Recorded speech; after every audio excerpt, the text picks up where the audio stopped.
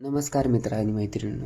तू ये रे माझा मित्र या मालिकेच्या पुढील भागात आपण पाहणार आहोत की आता रमाकांत मात्र घरी आलेला असतो, पण कोणीही त्याला ॲक्सेप्ट करत नसतं आणि रमाकांत शेवटी बाहेर निघून जात असतो. त्याचवेळी ईश्वरी देखील त्याच्या मागे जाऊ लागते. ईश्वरी म्हणते, मी तुमच्या सोबतच येणार आहे बाबा, चला. तितक्यात अर्णव ईश्वरीला थांबवण्यासाठी येऊ लागतो आणि तो म्हणतो, ईश्वरी तू जाऊ नकोस, थांब. तर दुसरीकडे नम्रताला सोडायला आकाश घरी आलेला असतो आणि शुभंकर देखील त्याच्या पाठीमागे आलेला असतो.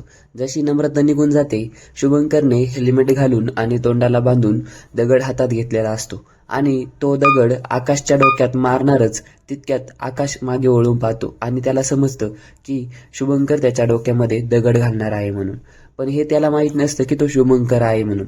तो पकडून ठेवतो त्याचा हात आणि खूप रागाने पाहू लागतो. तर दुसरीकडे अर्णव ईश्वरीला थांबवण्यासाठी रिक्वेस्ट करत असतो आणि ईश्वरीला म्हणत असतो, मी सिंदूर, तुम्ही घराबाहेर जाऊ शकत नाही, तुम्हाला थांबावंच लागेल. तर ईश्वरी म्हणते, जर बाबा या घरामध्ये थांबणार असतील ना, तरच मी या घरामध्ये थांबणार आहे. तर रमाकांत देखील अर्णवकडे पाहू लागतो.